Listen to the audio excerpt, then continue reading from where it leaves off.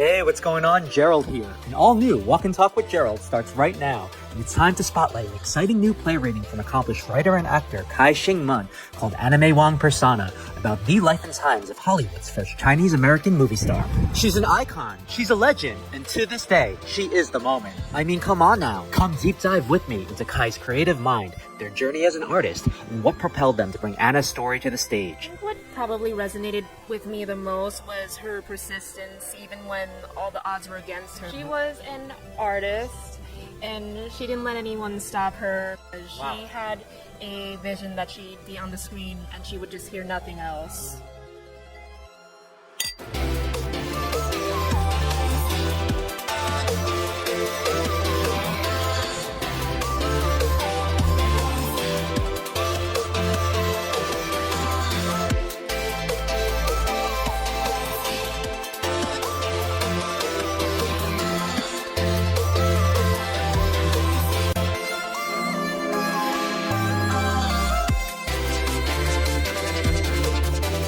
Hey, what's going on, everyone? Welcome back to Walk and Talk with Gerald, the brand new talk show where I explore New York City and find fun and inspiration through theater, indie film, creative business, and nightlife.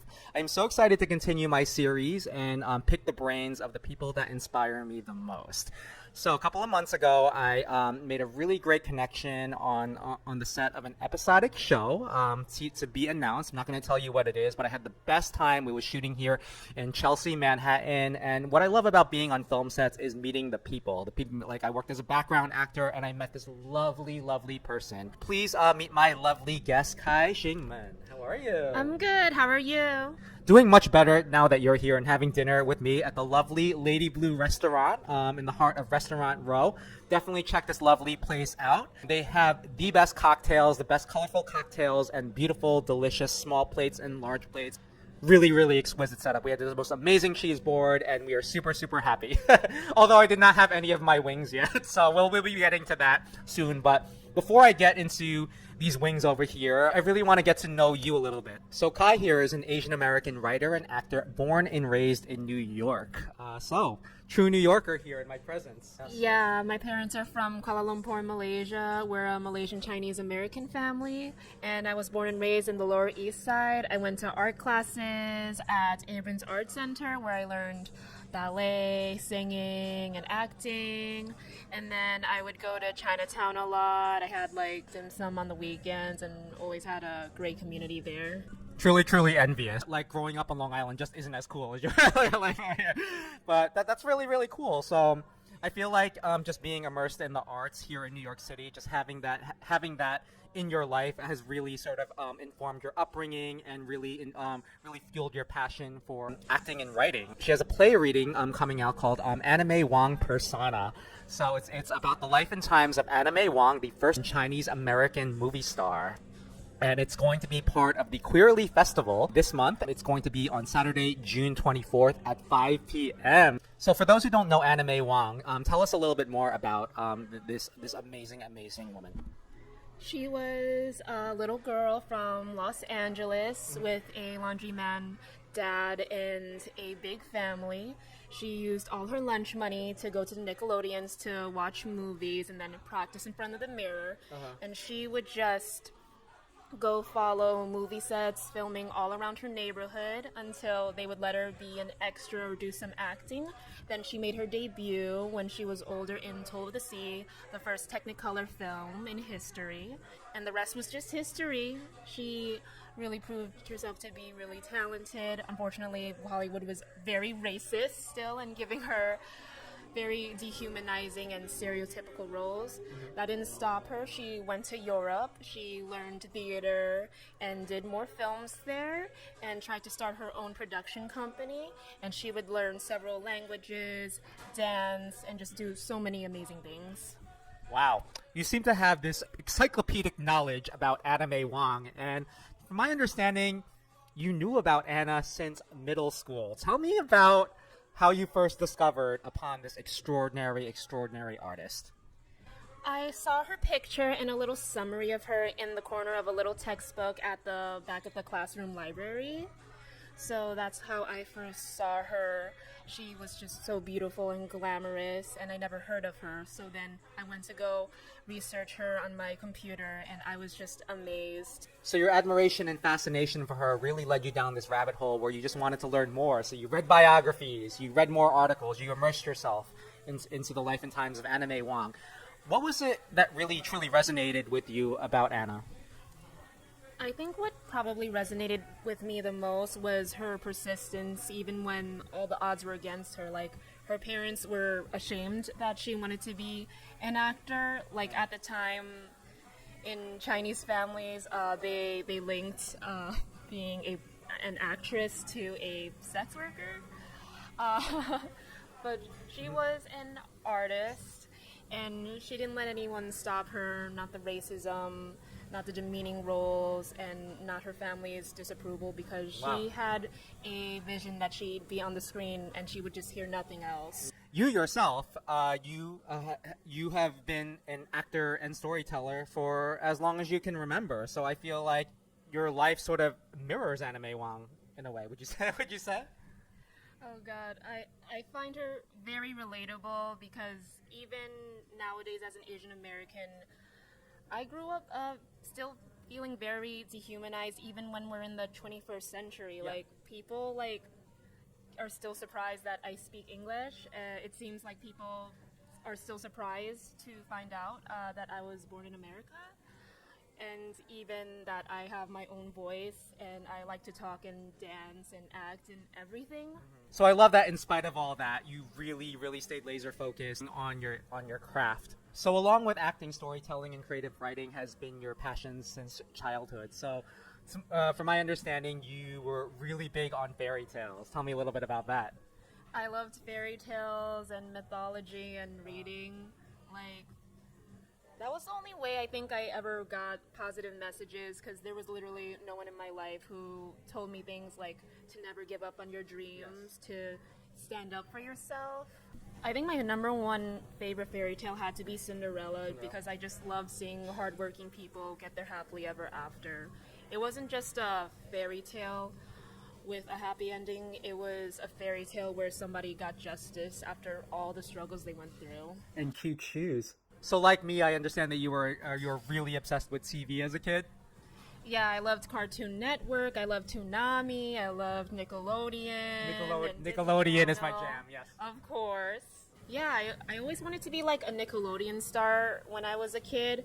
Turns out, maybe it was good that I wasn't a Nickelodeon kid at all.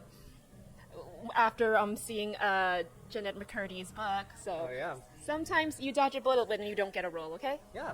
And so I'm honestly seeing the connection with you and Anna May, because she went to the Nickelodeons, you like Nickelodeon, so there you go. Yeah. So one major aspect of Anna's life that you really delved into was her love life. Tell me a little bit about that and how you explored it. Yeah, so oftentimes in biographies I noticed that they often wrote about her relationships to white men. I understand in her time it was very difficult for her to date a Chinese man, since cultural expectations and also of her family's disapproval of an acting career. So one thing I wanted to explore were all the rumors that she was involved with women, especially with Marlene Dietrich, who was a German movie star. Wow. Yeah. And then from there I wanted to get into the sewing circle of Hollywood, which... Wait. Sewing circle? What is a sewing circle? Are they making quilts? Is this a meetup.com thing? What's going on here? The sewing circle was a term used.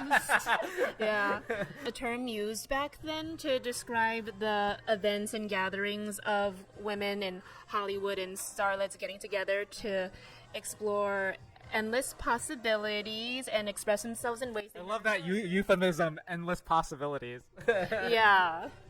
So basically, the sewing circle was when Hollywood women and starlets would get together in private for endless possibilities and express themselves in ways they never could in public. Wow, juicy. I think in my play, what Anna is searching for is love, a love to be seen as human and as a person. I think that's why she's pursuing acting with all her heart, and that leads her to go and explore the world and meeting so many people. It brings her to make so many friends, to meet so many people, and to have a supposed affair with Marlene, and to meet other queer icons like Josephine Baker. And yeah, that's how I tie in queer history with this play, because Hollywood was queer. I mean, America has always been queer. Yeah. Queerness has existed since like the dawn of time. We just keep like erasing it and treating it like it's invisible, but it's real, it's valid, and it's just human, and it's just natural. Yeah, and I just can't even imagine how Anna was able to show up in the world when she just sort of had this, when she sort of had to meet the expectations of being a Hollywood star, putting on that persona. So yeah, that must have been so tough for her. Yeah, she really had like the odds stacked against her for her gender, her race, and for her dream to be an actor. She didn't really have any support. Like, her parents were against it. Hollywood was against her being a leading lady, to even have an interracial kiss, because that would have been illegal because of racist movie laws at the time. Oh, yes. And yes. at the time, you couldn't even have an interracial marriage either. Yeah, there were actual laws against that, which is so crazy.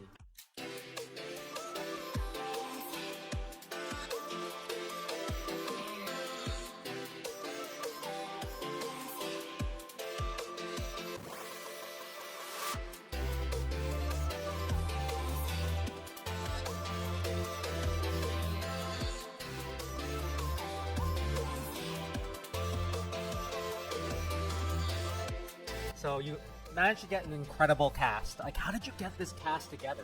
I made Google Forms and Okay. I posted them on Facebook. So my cast includes Veronica Dang, Xiao Xiao Sun, Nina Key, Malcolm McGraw, and Whitney Sarah Lewis, as well as Joyce Kyokum. Very, very cool.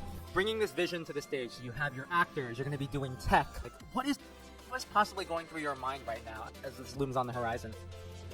I feel very close to a dream come true. One day I do want this production to have its full stage premiere with costumes and my actors on Broadway and everything. For now, this play reading is going very well. I'm just focusing on making all the details perfect and making sure my cast is happy and safe and confident. Awesome. Congratulations to you. So Kai, thank you so much for taking the time to join me, saying yes to this show, and just telling me more about your work. I'm really super excited for this play reading. I do hope that you all check it out. So it is Anna May Wong, Persona.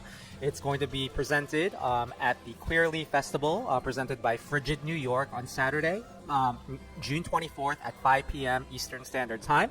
So you can either see it live at the Kraine Theater, which is what I'm going to do, or you could live stream it. So just be sure to check it out. Support new work, support theater, and support this amazing artist, Kai Xing Mun. Thank you so much for being here today. Thank you so much for having me. Yes. And thank you for watching Walk and Talk with Gerald. See you next time. And be sure to subscribe.